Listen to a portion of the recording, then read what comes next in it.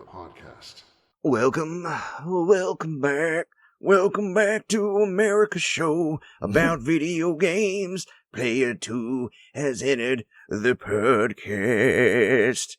I'm your host, Michael Peterson, aka Mashed Potatoes, and with me is my other host, Derrick Murkison, a.k.a. Full Metal Merc, and happy Halloween to all of you out there. Happy Halloween! Ooh, spooky. Spooky! Ghouls and ghosts and things. And pumpkins. Ew. How are you this week? I'm good, man. How you been? Oh, man, I'm in a weird mood right now. Halloween is one of my, favorite holidays, and I'm gonna go out tonight. I'm gonna dress up and everything, but I'm going out in this pandemic. But luckily, I mentioned this before, we're all doing Spider-Verse costumes. Yeah. So our faces are going to be completely covered. Our noses, even our eyes, to be honest. So maybe it'll be okay. Yeah, it should be fine. Yeah. So, and then the election's coming up on Tuesday. I'm just ready for all this shit to be over. Yeah. Is it ever truly over? But at least there's not constant reminders and a bunch of people jumping on the bandwagon, It'll just be like the regular undercurrent chatter. The adult in me checking the news, which I am trying to do just once a week, but it's hard because it's just coming at you at all angles right now. Yeah, that's a lot. Speaking of news, so I had mentioned a few episodes back, I'm like, I think the Democrats are going to try to fight. That was the last dying spark of my hope for our political system. Amy Coney Barrett was confirmed. Yeah. So that happened this week. Fuck. Anyways, moving on from that, Sean Connery died, actually. Yeah. Just recently, at age 90. In his sleep, in the Bahamas. Yeah, so you know what? If you gotta go, right. You know what? Honestly, if I had to go, 90, in my sleep, in the Bahamas. I'm okay with that. Yeah, this is the man that made James Bond. Yeah, he was definitely one of the more popular Bonds, for sure. For sure, so. And also starred in one of my favorite movies, League of Extraordinary Gentlemen, which is not a very good movie. No. But I love it for some reason. Interesting. So it's like you're hackers. Yeah. I like that. Cool. And I like that you admit that it's a bad movie, but you still like it. Oh, That's cool, man. That's cool. There's definitely plenty of bad movies that I like. Yeah, the Dr. Jekyll and Mr. Hyde character. Forget about it. Forget about it. Well, rest in peace. Rest in peace, Sean Connery. You will be missed. Yep. All right, so updates on the fast. I am starting a new long fast. Last night was my last meal. I'm not eating today. Of course, this morning, my wife baked a lot of delicious baked goods. And I was smelling it as I was waking up, and I was like, shit, this is going to be tough. But I decided this time to start it on the weekend instead of start it on the weekday, because last time I started on Monday.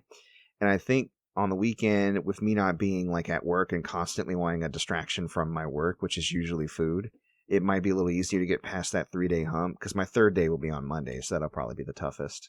Right. So wish me luck. Yeah, good luck, man. See how far I can. More strength and spirit than I do as far as that's concerned. Yeah, I'm struggling this pandemic, man. My whole rhythm has been thrown off because I was losing weight and keeping it off and having more control over my fitness when I was out in the world. And I hate to admit that because I kind of love being home.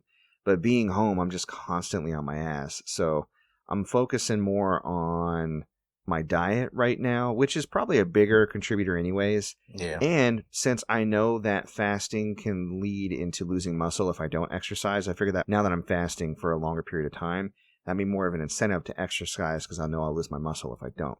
Right. So yeah, wish me luck on that. Yeah, man.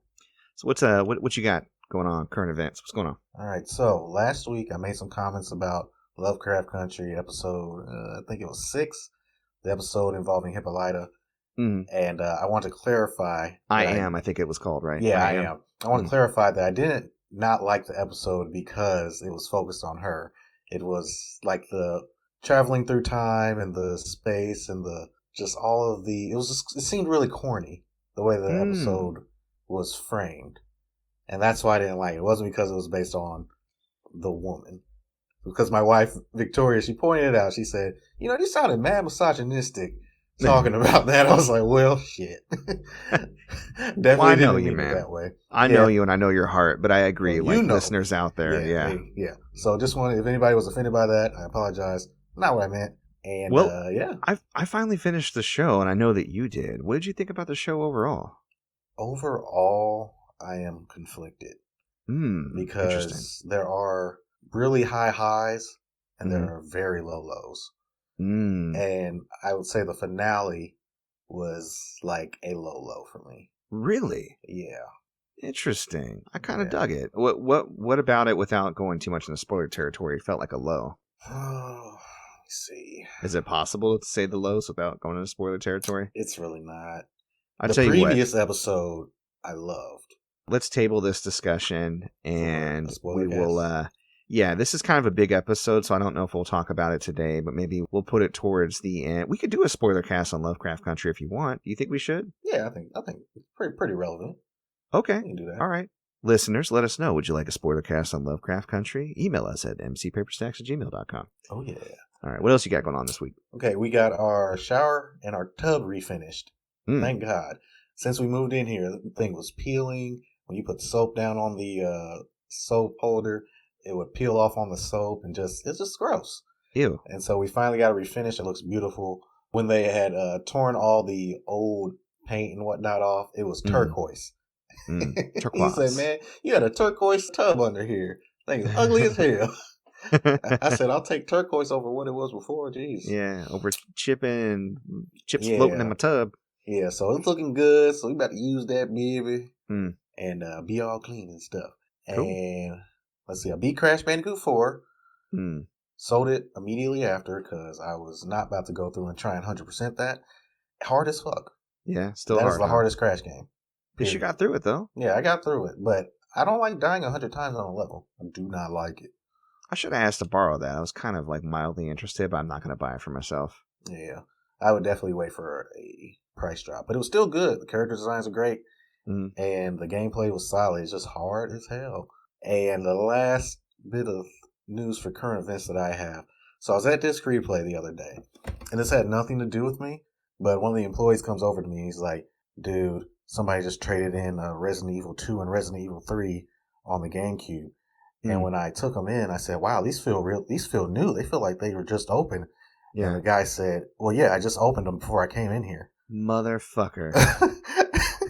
And I looked at him. I said, why the hell did you tell me that? You know, ruined my whole day. Because don't they not let you trade something in if it's sealed, factory sealed? If it's like newer stuff, yeah. But if it's like, if you bring in a sealed Super Nintendo game, they're not going to turn that away. Oh, you're right, because they do sell. Yeah. What the hell, man? Yeah. So I'm like, if I could have met him at the door or before because he's ended up selling them to him, and he got like I think $31 a piece. And he could have got about $300 for both of those for being sealed. Yeah. And I'm like, man, these people don't do their research. Now, don't get me wrong. When people don't do their research, that's when I get my money. But it just saddens me that he was going to do that anyway. Yeah. So. Yeah, that definitely hurt my feelings. I've never heard that story. Yeah. And I got to touch them and look at the disc, and they were, scratch free and just so smooth. Oh my God. Yeah. I have those too. Beautiful. You can come over and touch me anytime you want, man. Okay. Come over and touch my games. Are they new-ish? I mean, I know. You know what? I need to go back and look at them because I did buy them used. I don't know how newish they are. They're immaculate. They're well taken care of from the point that I got them, but I don't recall what condition they were in when I got them because they've just been sitting on the shelf. So I have to go take a look. Yeah. They're in my little Resident Evil section, you know. Yeah, it hurt my feelings. It really did. That sucks, man. That really does suck. I'm sorry. That's okay. I have to live with it. Yeah. But yeah, that's it. That's it, man. That's all been going on with me. Cool.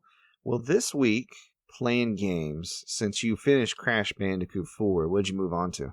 Trails of Cold Steel 4. Oh. Or should I say The Legend of Heroes Trails of Cold Steel 4. Of course. Yeah, it just came out this past Tuesday. Nice. And I love it. It picks up like 2 weeks after the last game. And I'm so glad that I waited as long as I did to beat the third game because when I started up the fourth game, I was like, wait, what happened the last game? Yeah, they just go right into it, huh? Yeah, and I was like, oh, snap. All that stuff happened in the last like 2-3 hours of the game. Like, crazy. So a lot of JRPGs, especially like long-running series, won't be continuations. They'll start new stories within that universe, or not even sometimes like with Final Fantasy within the universe almost. Right. But this one, like Trails of Cold Steel, it seems to be a continuation. Yeah, and here's the crazy thing. The Legend of Heroes series all take place in the same universe. So there's 3 Trails sub-series. There's Trails of Cold Steel, Trails in the Sky, and Trails of Zero. And I haven't played Trails in the Sky or Trails of Zero, but there are characters from Trails in the Sky in Trails of Cold Steel. So, like, there's part of it that I don't really get, but I'm not here for that part. I'm here for the Cold Steel characters. So, okay, I get over it pretty quickly. All right. Well, cool. Glad you're enjoying it. Yeah, I look forward to hearing what kind of cool stuff you discover in the game and how it compares to its predecessors. I'll talk about the Nintendo Treehouse a little bit later on in gaming news, but one of the big news that they dropped was Hyrule Warriors 2 got the demo dropped this past week, and I think it was on Tuesday was when the Treehouse was. Don't quote me on that, though. Could have been Wednesday. But I was super, super excited to play that, and the demo consists of the first 2 story, like chapter 1, basically, the first 2 story missions and 3 like side missions. You can play as Link, Impa, or Zelda. And off the bat, they just, you know how I told you I was worried that they would throw in some complicated mechanics that you wouldn't quite understand and they wouldn't adequately explain them? Yeah. They do that, but just through play, I was able to kind of suss them out. So Link's pretty easy to figure out. All his combos, if he does his special attack, if you hold the special attack from the point that you activate it, so you know how like all Warriors games, it's like normal, special, like that in all the combos. You hold it down and then you release it, he'll do an extra flourish. And what's cool is they all have really good mobility. So like when he starts dashing, if you press triangle, he'll shield surf.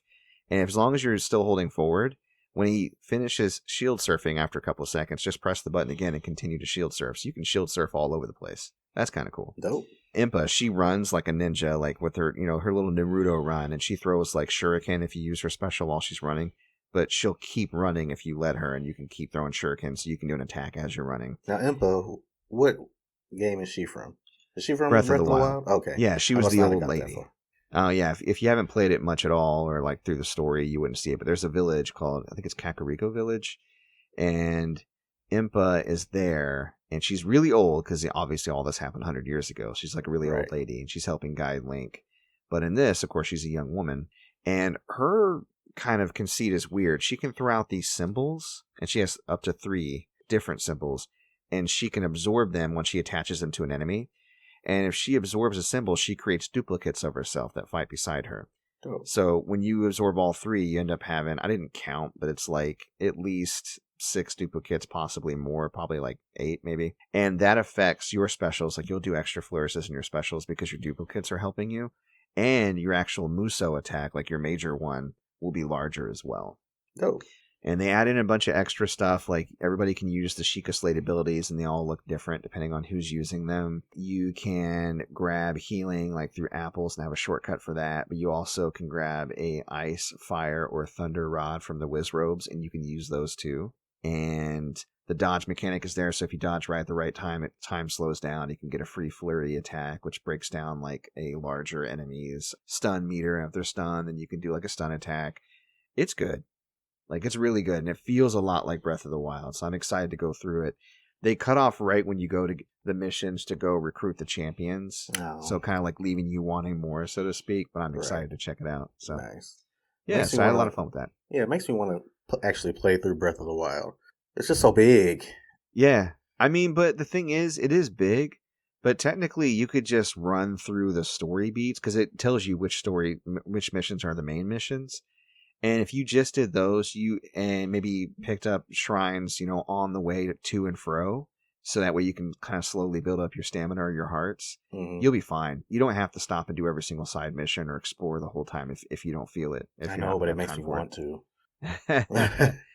I mean, I'm not going to say you shouldn't, because it's a great game. I love it. That's why I keep playing it multiple times, and why I had so much fun playing it with Ben, because we were exploring. It's one of those games where you genuinely can go out and explore. So yeah, but this is cool. This is a good marriage of 2 games I like, and I'm into it.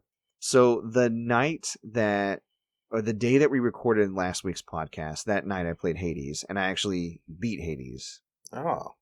Yeah, now, beating it is weird because I got out, I defeated my father and I got out or whatever, but then through story contrivances, I go back so I can do repeated runs or whatever. and I want to explain how all that goes down.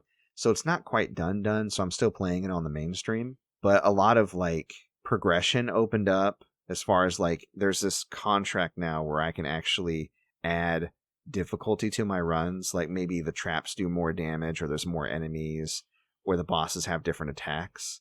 And if I add those, then I can get more of the development tools I need, like stuff to increase my weapon strength, stuff to increase, like, to, like, purchase perks that I could before. Whereas that stuff that I got before was very limited. Now, as long as I keep upping the difficulty, I can get more and more of that stuff. That said, upping the difficulty does have an effect. So it does make it harder. Yeah, it does indeed make it harder. But I'm still having a lot of fun with it. I don't know what I'm going to play for my mainstream after Hades, because I feel like I'm going to have a space of time before Miles Morales comes out. Yeah. Although it's coming up, so maybe not. Maybe I could. Real quick. I was going to say, maybe I could hold out, but we'll see. Monday for Brawlers, I played Mother Russia Bleeds, and that is a brawler by Devolver Digital. It's very bloody. It's very grimy. A lot of adult stuff in there. A lot of fun, though. It's a very brutal beat 'em up, and I'd recommend it because it constantly goes on sale. I think it's on Steam as well as Switch. I don't know if it's on any of the other platforms or not, but definitely worth looking into, I think. Tokyo Xanadu EX Plus. I've advanced the story a bit on that. It just continues to be good. Just a good ease cross Persona game. Not much different I can say about it. Like, not a whole lot of other mechanics have opened up other than what I've already explained on past episodes. Yeah. That's what I love about those kind of third-party JRPG games that just seem like they're real common and won't be very good, and they end up being good. Like Trails of Cold Steel was one of those games for me. I just picked it up on a whim, like, maybe this will be good. It ended up becoming one of my favorites. So that's cool. We'll keep exploring. I will reap those benefits. Yeah. So I told you guys last week that I picked up Spongebob Battle for Bikini Bottom Rehydrated last week, and I played that for a bit. Not for me. Yeah.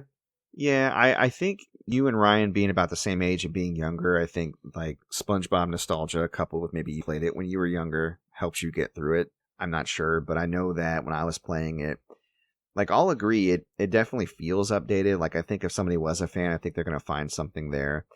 It was a little obtuse. Like, it took me a second to figure out how to get to the jelly fields. I was like, oh, I got to stand in front of this thing. Because I kept hitting the boundaries and it kept pulling me back. Yep. And then I got a golden spatula for destroying all the stuff in Squidward's house, but I wasn't directed to. I just kind of did it.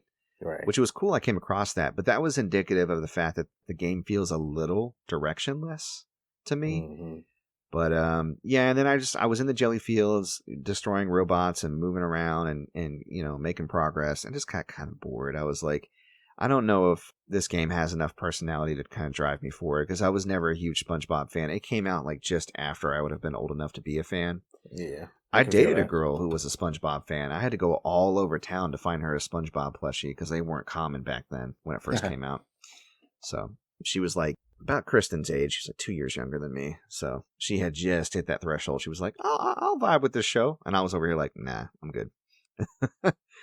Let's see. Destroy All Humans, the PS4 remake. I did pick that up too. Okay. That is, I've played the original. The update is smooth as butter. Yeah. They did a really good job updating the game. It looks a little weird because it's the funky PS2 graphics art style that works well with the PS2. And when they update it to look good on the PS4, everybody looks like plastic, like they're all wearing masks of people's faces rather than having people's faces. Some of the humor is a little dated, but not terrible. They even warned you in the beginning. They're like, look, this game was made a while back. We didn't change the script. It may offend the modern human brain sensibilities. I was like, okay, whatever. Yeah. But, I mean, the amount of stuff that you can do, especially in the beginning, like going up in your spaceship and shooting your death ray or using telekinesis, exploding people's brains, it's all, like, good, mindless fun. It kind of feels like Rampage, the game, you know? Yeah. Rampage.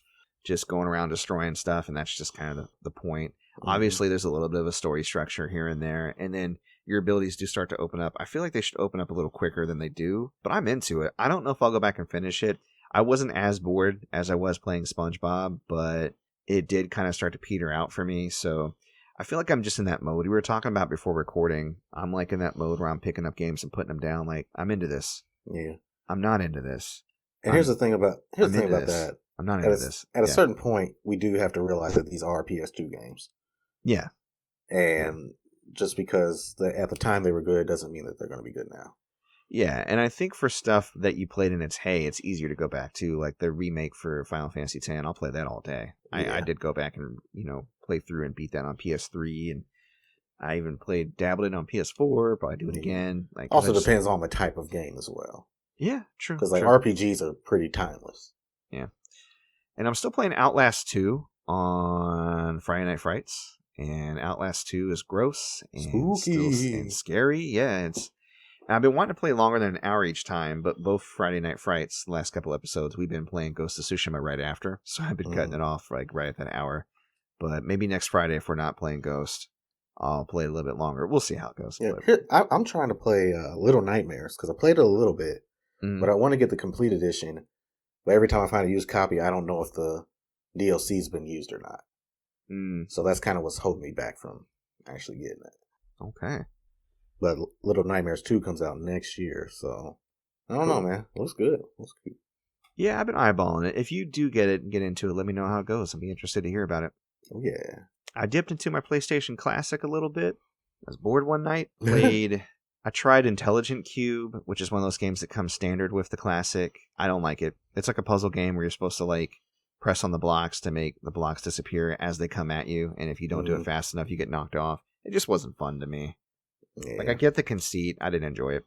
I tried a few of the games I added to it, like this game called Brigandine, The Legend of Forsena. It's kind of like a tactics RPG, like Fire Emblem, but it's a little bit more complex. Yeah. It's something I probably have to bust out an FAQ since I don't have an instruction booklet, because it doesn't explain all how to do things. It just starts, and it's like, figure it out. Okay. Yeah, that's a hard to find one right there. Oh, yeah, Brigandine, yeah. I've had it like once. Yeah, no, I can see the potential there, but I think it's something I have to really, like, I can't play it on a humbug. I have to sit down and commit to it, so. I think the Limited Run just released either a new one or a PS4 version of that. Oh, yeah? Yeah. Cool. Well, I think for tactics RPG fans, especially if you like them really hard, I think that this would be one to look out for, certainly. So, Hellnight, I played that. That's a first-person survival horror type game. It is just a hot mess, but interesting. Like, the opening cutscenes took forever, and I could barely tell what was going on because everything was so muddy. But then we were like stuck in the sewer, and we were getting chased by this monster, and we had to hide. And so it felt, kind of like Amnesia or Outlast a little bit, because it wasn't like I had an attack or anything, and it was in first person, which that type of game was kind of rare for the PlayStation. So it was very interesting to play it for a bit. I don't know if it's good or not, though, because I haven't played it for a bit. And I just busted open Legend of Dragoon again, played a few rounds.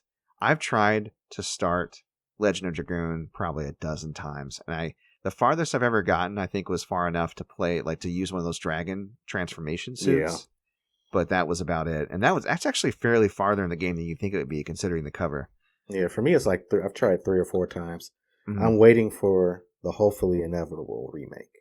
Yeah, we'll see if that happens. It's a property that Sony's sitting on, so we'll see. All right, let's get to gaming news. What you got going on for news this week, baby? So we got a new Miles Morales trailer showcasing the Into the Spider-Verse spider suit. Yeah. And oh my God, he animates exactly like the movie. So the developer, I think he said they animated him on 2s? Yeah. Yeah, they animated him on 2s instead of, I guess, 1s. Yeah, or 4s. I don't know exactly what language he's using, but yeah, it looks like they messed with the frame rate to make it match the movie, and it fits the game, surprisingly. And that's the suit I'm going to be using the whole time. You know what's cool? I heard that you can actually apply that animation style to the other suits if you want. Really? Yeah, I don't know how that would look, though. I think I just prefer to use the Spider-Verse suit for that, but yeah. Definitely. So I can't wait for that. It's got me itching for this PS5, man. And I'm not really, like, I want it, but I'm not like one of my buddies, he wants to camp out and do that whole thing. And I'm like, bro, I got a whole ass family. And the co-void out here. Right. So I'm not trying to do all that. Well, you can always come over and visit and play the PlayStation 5 with me, man. Yeah, I'll pet it. And set you across the room over there. Boy. Yeah. He's a good boy. Yeah. He's a big boy. He's so big. But like I said, I've got so much credit at this replay. I'm just waiting on somebody to bring one in. Inevitably. Because Yeah, I don't you're have to right. have it new. I don't. Mm. I would like to open it new, but if I Mm. can't, whatever. Okay. Yeah. Well, cool. But Cool. speaking of PS5, Best Buy announced that they will have PS5s and Xbox Series X's in stock on Black Friday. Hmm. So if you are in the mood to get trampled, In the mood. yeah, then show up at Best Buy probably the day before, probably on Thanksgiving at 6 a.m. Bring your turkey dinner and your tin foils. Yeah.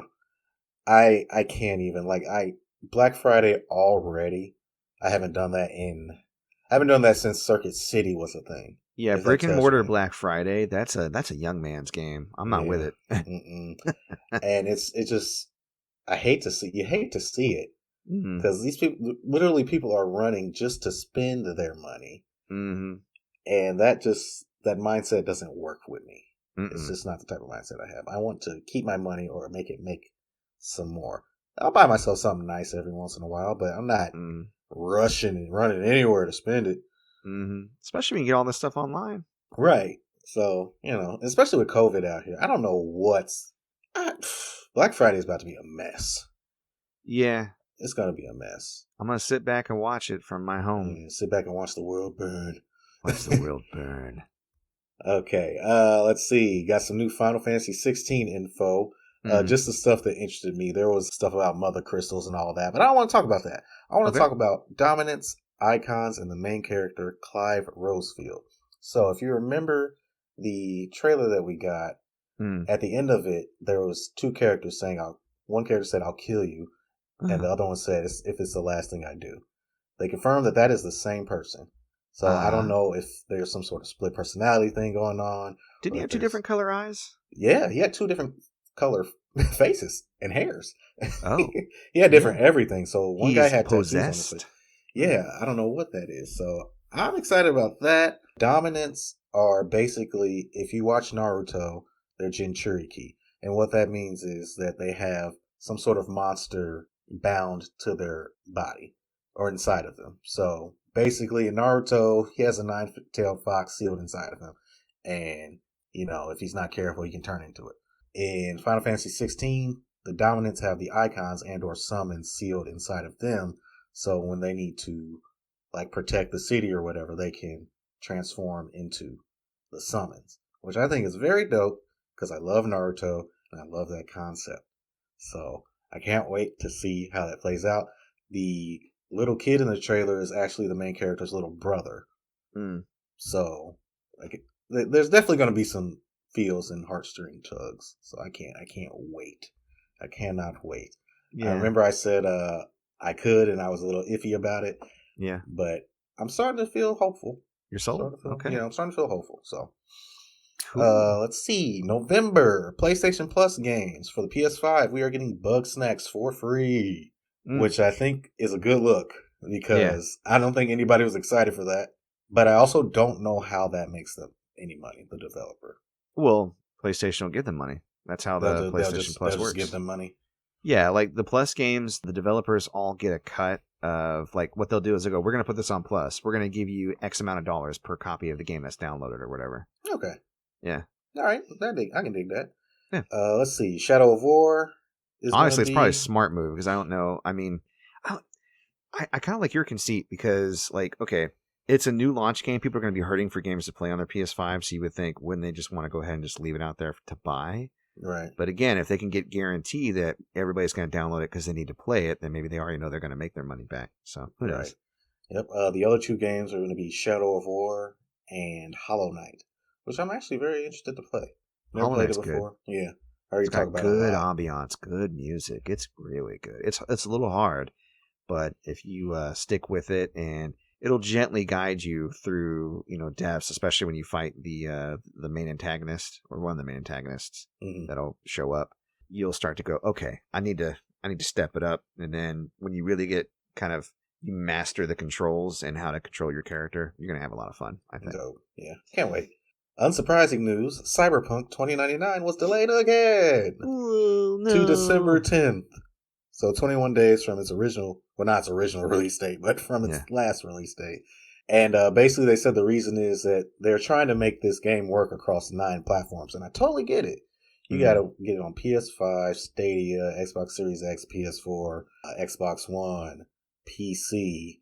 Yeah, I heard the main trouble is current gen systems. Yeah, so I definitely don't fault them for that. We talked about it earlier. There's definitely enough games to play right now. Especially in November. Yeah, but some people don't think that, and they decided that they want to send CD Projekt Red some death threats. Ugh. Which is just so over nerds, man. Yeah. Like, it's just because it's just nerds. We're big nerds, but we're never going to be to the point where we're going to threaten your life if you don't release this game. Like, that's the extent of some of these people's emotions.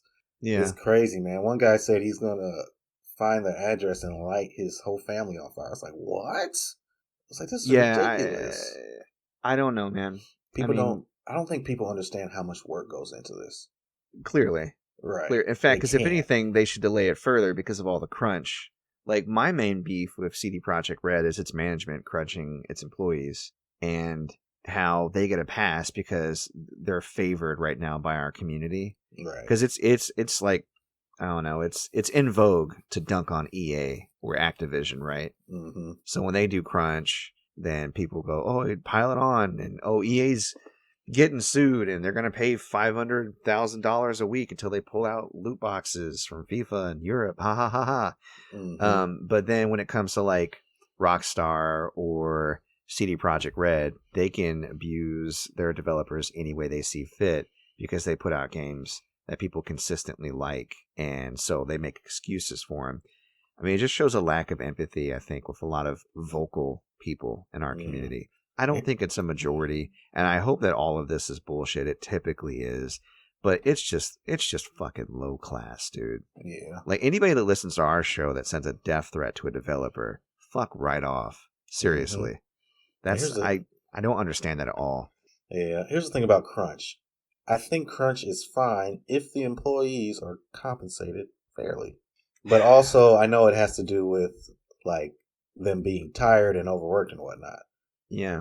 Yeah, I have to disagree because I think it's an industry practice that needs to stop because, I mean, studies show that the longer that you work, the more diminishing returns you receive. And you can offer somebody compensation or whatever. You can pay people to do a lot of ill shit that they don't want to do if they're desperate enough. True. And I don't like putting people in the position to sacrifice their health or their families because you're waving money in front of them. Like, that's like the pernicious aspect of capitalism, is that if you get enough capital, like Jeff Bezos, the amount of pull he has with his employees, people working at Amazon, distribution centers are fucking pissing in cups so they can make like their rate. And if they don't, somebody else will get hired. So the thing is, yeah, they're getting compensated. But imagine if they're like, you know what? I think I'm going to pass on the extra money and just work my regular hours. How long do you think they're going to be working at CD Projekt Red? Not very long. Exactly. Yeah, so on the surface, I feel like I get your point, and I think that's a point that a lot of people have tried to make, and it seems like it works on paper, but in actual practice, that's my concern, is it's not just that dynamic of play. It's the pressure to accept it or lose your job. Yeah, I feel you. It's unfortunate. It really is. Yeah. But I'm excited to play it, and I want to support the developers, and I appreciate all the hard work they're putting in, and I hope that this pressure, from like Bloomberg News, Jason Schreier, and other reporters about their coverage on crunch, and just the kind of cultural shift we're seeing with a lot of young people and what they expect out of being in the workforce. I hope that does yield some positive change, because I think we have to stop building our empire on the broken backs of our people. We need to lift our people up, get them to be whistling while they're at work, not crying. You know what I mean? Anybody that's ever worked retail, which is probably everyone, at some point knows how it feels. It sucks. It's the fucking worst. Yeah. But on to more delay news. Far Cry 6 has been delayed to February 18th, 2021. Were you looking forward to that? Simply because the main villain, Giancarlo Esposito. And if you know anything about him, from Breaking Bad, he was in the last episode of The Mandalorian, and he's just overall an awesome actor. And he deserves all the work that he gets, honestly. So, honestly, seeing that it's delayed, I don't really care that it's been delayed. The last Far Cry game that I enjoyed was 3, which is arguably the best one. I played 4 for a little bit, but it just seemed like a rehash of 3. And 5, I didn't touch at all. I jumped on 4 as my first. I was always interested in 3, but I just never got around to getting it. And then when 4 came out on the PS4, and I didn't have a ton of games on the PS4 at the time. Yeah. I picked it up and I enjoyed it. I got really far, but I never finished it, and then it kind of petered out for me. And then since I never finished it, I think I may have picked up the Far Cry 5 add-on game. What was it called? New Dawn, I think. Yeah, I have a copy of New Dawn that I've never touched because I got it on for really cheap. I got like $20 at the time. So, well, if you want to beat Far Cry 4 real quick, pro tip: if you sit at the table and wait for Pagan Min to get back, then the game will end, and you'll find out like his connection to you and everything, and what was going on. Then the game ends. Oh, yeah. So if you want to know what's going on and actually see it in motion, then you can just wait for him at the table. Good tip. Yeah. Some hopeful news for me. Konami just filed a trademark for Bloody Roar. Oh. And I was doing some research. So the last time they did this, it was for a pachinko machine. Right. And we know how Konami is. They love their pachinko. I wasn't going to say anything. I didn't want to kill your hope, but... Yeah. Well, it's like the stuff that was detailed in the trademark was the same kind of stuff that was detailed when Killer Instinct was trademarked by Microsoft. Mm-hmm. And then that eventually ended up being Killer Instinct on Xbox One, which is a great fighting game.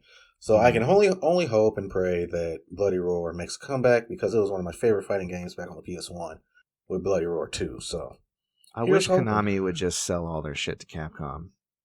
Man. Like you know what I'm saying? Bro, Capcom is like the Cap God. Marvel Studios of gaming right now. Yeah, they are. They've been crushing it, man. Crazy. Home run after home run, for sure. I can't see them fucking up anymore. Well, I mean, time will tell. I mean, I see them making missteps, but they always seem to kind of like walk it back and, okay, let's go this direction. Yeah. So, no, I have faith in Capcom to keep on delivering, even if they make missteps every now and then, for sure. Like Street Fighter V, I think, was the misstep where they were like, okay, we need to actually do some good stuff. Yeah. Or Resident Evil 6, when they're like, oh, okay, let's back the string up and do 7. Yeah. So no, we'll see, man. I'm going to hope for your sake that this does not mean another pachinko machine. If it does, I look forward to another hilarious episode of Fuck Konami News by Jim Sterling. He rails on them worse than anybody else. It cracks me up. Oh boy. I want Bloody Roar too. What else you got? Lastly, the PS2 celebrated its 20th anniversary in North America on October 26th. Yes, almost old enough to buy a drink, baby. Oh, yeah. We'll take you out, girl. Yeah, get you a Cosmo. Did you have a nickname for your PS2? I did. I didn't know if you did. Oh, no. I used to call mine Vera. Vera. I was like, come on, Vera. Let's Vera go. Bradley. Let's go on this trip.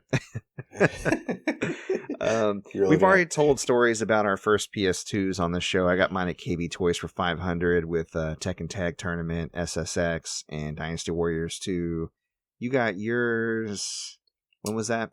So I was, I think, 11 or 12 at the time. And I did this after school program where if you completed it, you got $80. And my mom said if I got the $80, then she would pay for the rest of the PS2. And at this point, the PS2 was, I think $200, but I was a child, so I didn't know how much it actually was. But she ended up buying it for me, and the first game that I got was Tekken Tag Tournament from my friend at school. He sold it to me for $10. Cool. So yeah, I remember the Tekken Tag Tournament story. Yeah. PS2. I love you. I love you. I love you. I love you. Yeah, Happy anniversary, baby. For the longest time, it was my favorite system. I think at this point I can let it go. I mean, I think it's still in the top 5. It's one of the most solid consoles there are. Like, it's got tons of titles and it's got bangers. I'm talking about series that people have come to know and love that either started on the PS2 or came into its own on the PS2, right? Mm-hmm. Like, for me, the 4 horsemen of the PS2 will always be Grand Theft Auto 3, Devil May Cry, Final Fantasy X, and Metal Gear Solid 2. You can't mess with them titles, man. No God of War in there? Well, I mean, you can add that in. I'm just saying, like, that, for me, that was like the big solid. Yeah. But yeah, God of War started on there, and it was amazing. I mean, God, we could talk all day about amazing Kingdom PS2 Hearts, games. God of War. Yeah, Kingdom Hearts got started. The 10 Horsemen of the PS2. Yeah, right? The 20. Right. Like, you just keep going. So the Nintendo Partner Showcase happened Tuesday or Wednesday, and they showed a lot of partner games. They gave some updates, I think, on a release date for Bravely Default. It's coming out in February, I believe. Mm-hmm. Bravely Default 2. It looks pretty good. Some news about cloud gaming. So they're going to do cloud versions of Control and Hitman 3. I've been seeing, because I'm a part of a few Nintendo Switch groups online, I've been seeing people show like the server's down or it can't support you or your wait time is 252 people. Like, not everybody's been able to get on to play that game. So I got flooded a little bit because they gave like a free 5 minutes to play it, I think, to try it out. Oh. See if like your internet connection works for it. For those who don't have the option, cool. I'm glad for you. I would rather wait for proper ports, if anything. Or, I mean, for me personally, just going to play Control on, my other systems. I'm good. Right. But it's kind of neat. The big news for me, though, was No More Heroes 1 and 2 immediately released that day. HD versions for $20 each, although they're on sale. I think now for like 18 right now for a few days or maybe a few weeks. Nice. If you haven't had a chance to play those and you like wacky, irreverent, ridiculous Japanese games, pick them up. They're really fun. Yeah, I need to get into those. Back into them anyway. For sure. And then, of course, the demo drop for Hyrule Warriors. They showed a new trailer where you can actually control the divine beasts, and it looked awesome. So I'm extremely excited about that. Nice. Let's see what else. Super Mario 3D All-Stars released an update to allow people to invert the camera. No word on whether or not they're going to fix the camera for the 64 version, but the fact that they're doing like post-release updates gives me hope. We'll see. Yeah. Speaking of 3D All Stars, man, that game is everywhere. I see it brand new Walmart, Best Buy, right? Like at least 20 copies every place. So I think Nintendo scalped the scalpers. Yeah, it's like psych. Yeah, it's really funny. Don't pay scalper prices. Go to your local department store. They will have it. I guarantee it. Yeah, exactly. I guarantee it. Yep. But yeah, Netflix is making an Assassin's Creed show. So I'm kind of on the fence about that. I mean, I think it could be interesting, and I think Netflix has a good track record.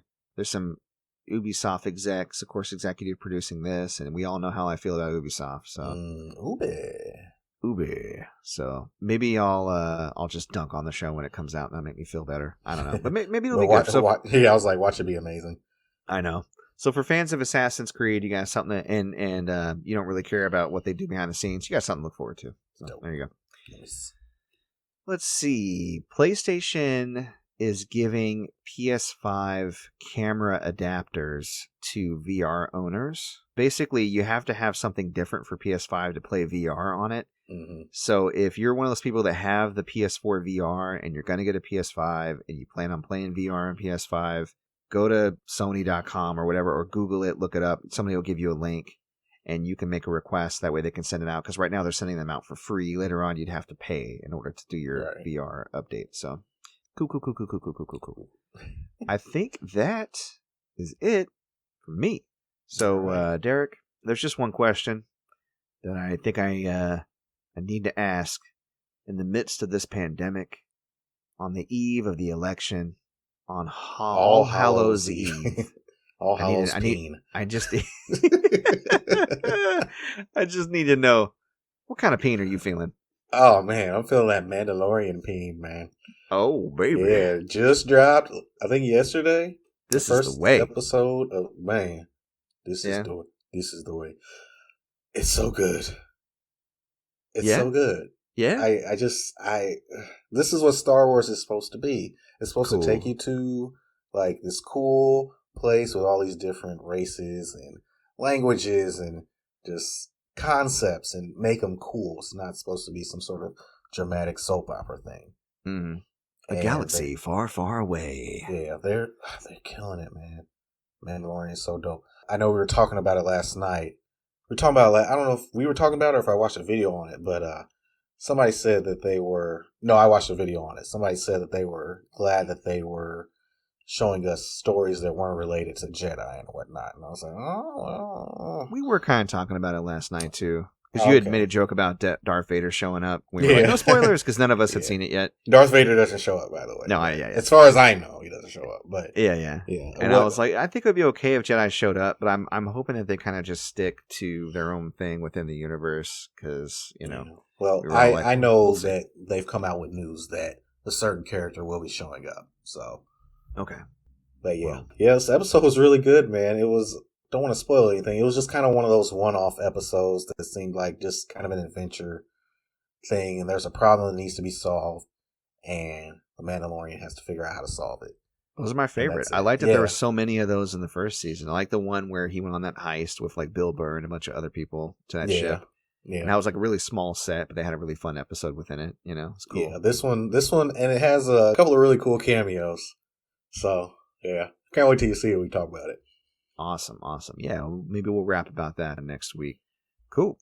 Well, I am feeling the Ghost of Tsushima multiplayer right now for a couple of reasons. One, I mean, it's just good. I think we talked about it last week, but it's really fun. I like, how you have the different classes and how they all work together. Mm-hmm. I'm looking forward to kind of getting through and finishing the story mode when you have some free time. But my main thing, though, is it just got me back into liking playing with people online, because you guys noticed I was leveled when we played last night because, since you guys are not as available, I would just hop on and like do quick plays and go into random fights with other people.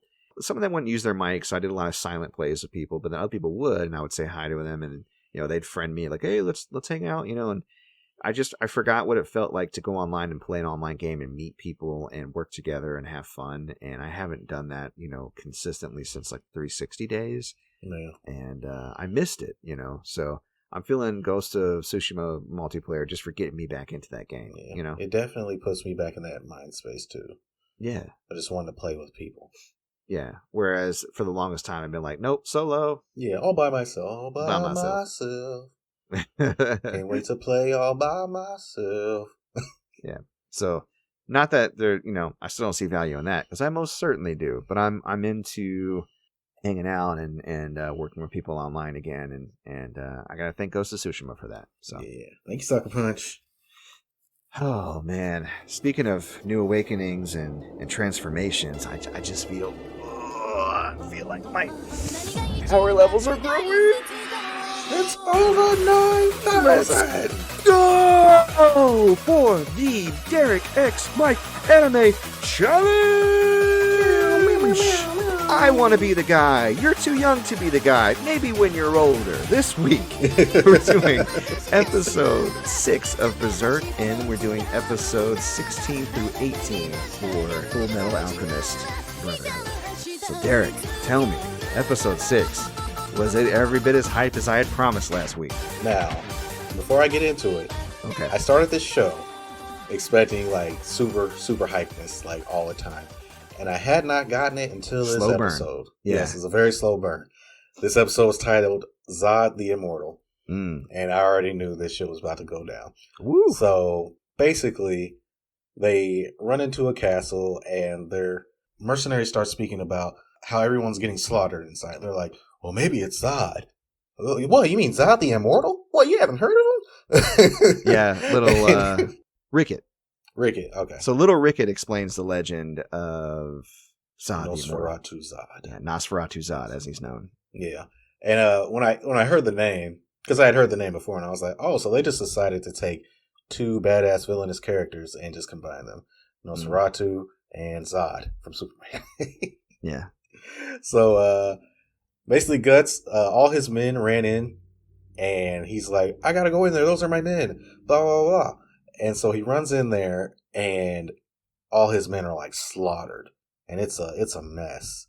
And then he finally runs into Zod, and he's this hulking figure with like a couple of horns on his head, and he just doesn't look human at all. And Guts begins to fight with him, and he is absolutely terrified because this man is strong. Yeah. Yeah, this man, well, I say this man, but he's clearly not human. But they start the battle, and Guts like evades some of his attacks and damages him a little bit. He's like, wow, you're the first person to ever damage me in however many hundreds of years or whatever. He's like, let's make this a good fight. And then he transforms into a giant bull demon. And Guts, the look on Guts' face, I was just like, I've never seen this man this scared. Yeah. Of anything. I mean, can you imagine? Yeah, like he's just like, oh shit. Yeah, he's terrified. And I just think that they did a good job of portraying that on his face, because I was scared for him. Yeah. I was like, I know you're going to make it through this, but because he was barely, I mean, you were thinking he wasn't going to win when he was just like kind of humanoid. And then he hulks out. And you're like, oh shit. Right. So yeah, he's getting ragdolled by Zod. And then Griffith decides, oh, he's not going out like that. So he goes in there with a few men. They shoot some arrows. Zod blocks them. And then it's just Guts and Griffith versus Zod. And they do one little coordinated attack. Griffith slices off his arm, Zod's arm, and Guts ends up just kind of stabbing him. I don't know what happened. He pierces his other arm. Yeah, he pierces his other arm. I was like, oh, you could have cut off the other arm, Guts, but whatever. Because Guts has a way bigger sword than Griffith. And I'm trying to figure Guts out how has got Griffith... more of a bashy style, and Griffith has a very slick, he's surgical style. Yeah. And so, of course, that doesn't stop Zod. He continues to mollywop them. Well, he picks up his arm and then just puts it back on. And reattaches it. Well, shit. And it regenerates. And then he's like, okay, so I'm just going to have to kill them both at the same time. He walks over to Griffith, and he sees the egg of the king around his neck. He's like, the egg of the king. How could someone like this have it? The crimson bayolet of the god hand. And I was like, that's a lot of lore that you're just spitting at me right there. And then he just looks at Guts and he says, hey, man, that was a great fight, but watch out for this dude. Yeah. Because this man is nothing to play with. And I'm like, wow, that wasn't foreshadowing at all. He was like, if you think this man your friend, then know this. When his ambition crumbles and all around him turns to dust, you will be destroyed. You cannot escape your fate. Yeah. And I was just like, damn, dude. Escape your fate. And then he just fucking flies off. Flies out, sprouts wings, and flies away. And so, one little interesting side note. The voice of Gaston is Sean Schemmel, who voices Goku. Nice. And it's literally his Goku voice. I was like, oh, Goku's in this? Yeah. I just thought that was really funny, but probably 10 out of 10 episodes. Gaston's like one of the soldiers in the Hawk's Raiders, which is the portion of the Band of the Hawk that Guts leads.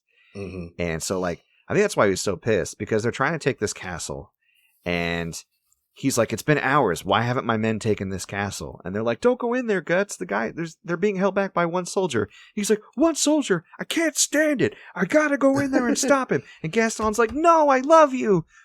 No. It's just, I love how much Gaston like cares about Guts as like a leader or whatever. But yeah, him going in there and then like facing that down, like, yeah, dude, that was a tense episode. Yeah. My thing was he just literally just sprouted wings and flew away. I was like, oh, yeah? He was like, peace. Yeah.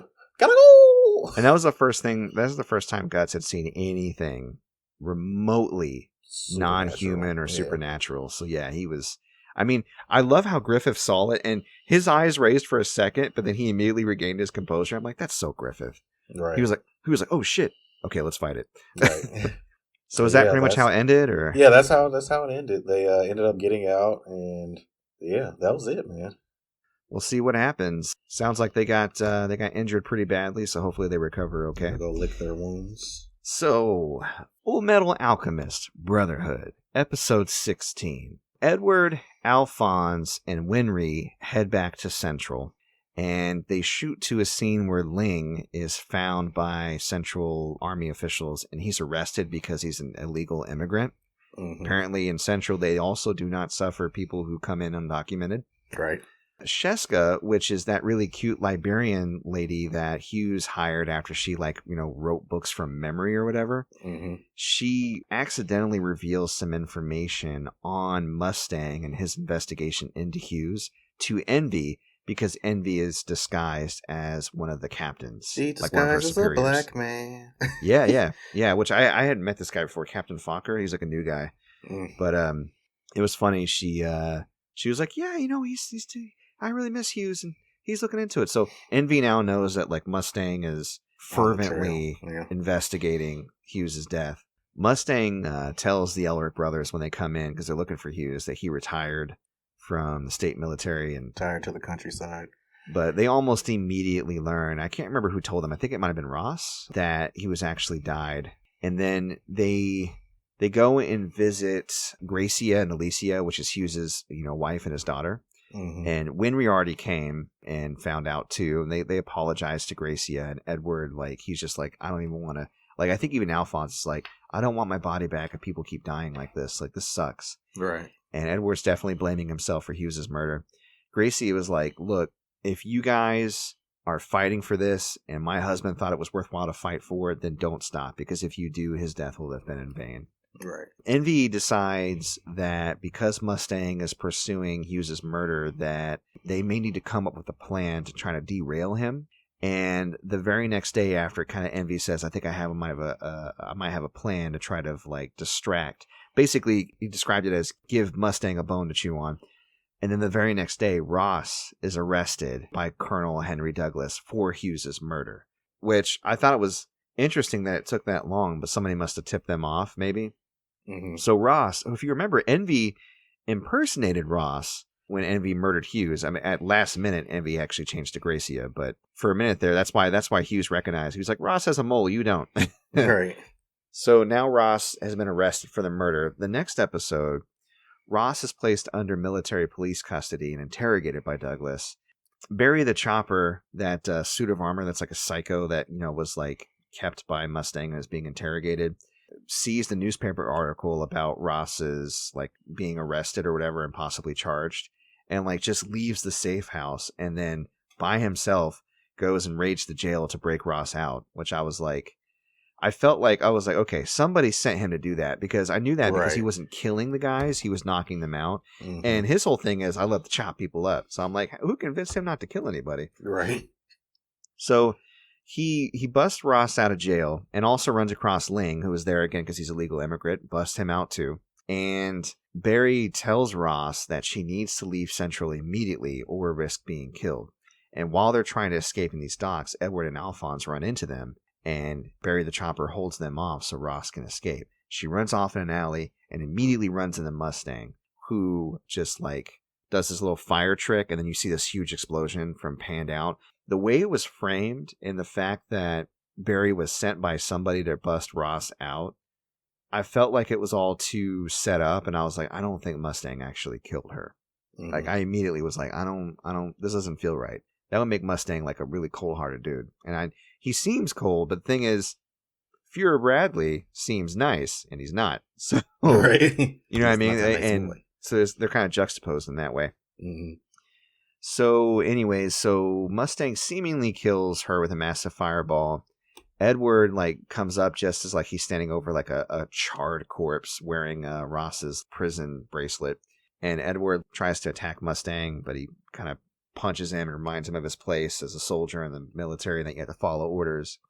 Later on, Armstrong shows up and he declares that Edward should just return to Resembool with him to have his automail arm fixed, even though Winry's right there. And he just drags Edward away before he has a chance to say anything about it. Because, Armstrong's a big man. He just yokes him up and leaves. And then in episode 18, Edward and Armstrong, they actually arrive in Resembool, where they meet Haemon's Breda, which is another soldier under the employ of Mustang. Mm-hmm. And he takes them to the Xerxes ruins. Xerxes is that desert area in between Ling's country and Amestris. Their main country. What's it called again? Amestris, right. And they discover that Ross is still alive. She's hanging out there. Mustang did fake her death in order to draw out those responsible for Hughes's murder. And after they reunite, Ross decides she's going to hang out in Jing, which is Ling's country, with Fu, who is also with them. So Fu, which is one of Ling's bodyguards, and Ross head that way. But she said she would promise to come back and help them if they ever need it, and send a message to Mustang to that effect. Basically, she owes him her life. So Edward explores around the ruins. He finds a damaged transmutation circle. They kind of talk about the history of Xerxes and how it may have fallen because of alchemy potentially, or some kind of legend or lore of war. He also encounters a group of Ishvalan refugees who are hiding out, And they revealed that it was, in fact, Scar who killed Winry's parents because they were giving medical aid to all the Ishvalans during the Ishvalan Civil War. And all you could see was a blonde hair and a blue eye. Yeah, basically. But they said he had a tattoo on his arm, kind of like Scar, which leads me to believe it's Scar. Maybe it's not, but that's what I thought they were trying to say. Yeah.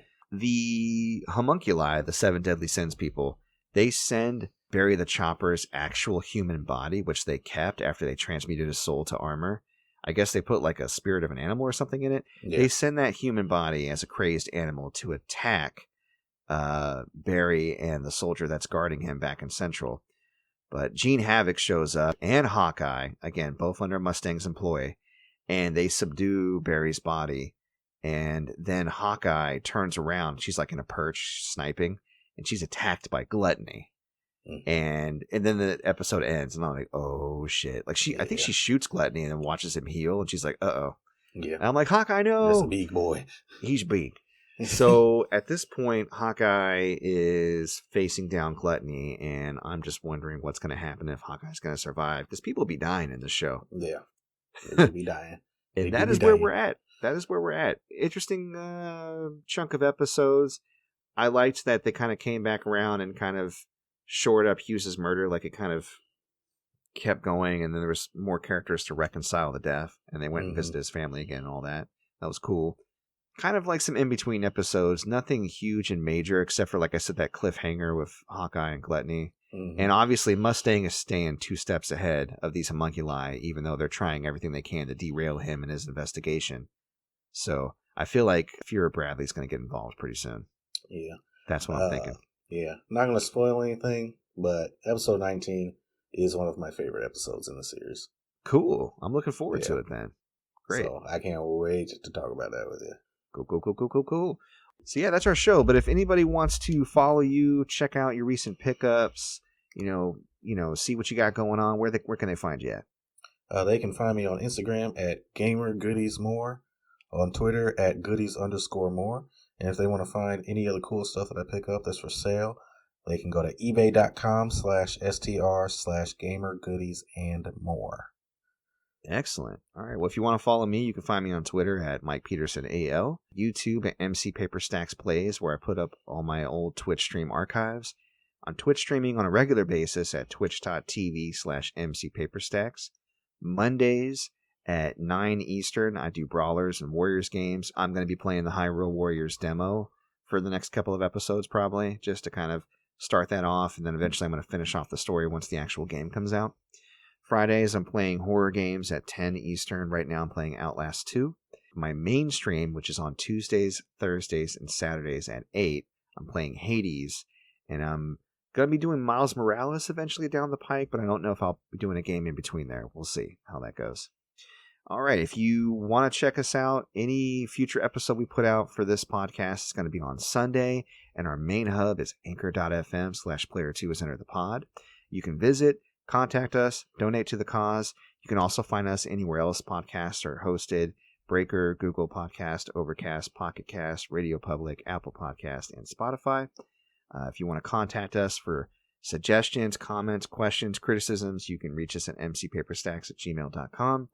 And if you're on Facebook and you want to join a Facebook group that I run, you can find me at facebook.com/groups/indiegamers. And that's that. All right. That is our show. All right. So thanks for everybody coming out and listening to us this week, and we will see you next week. Bye-bye. Peace.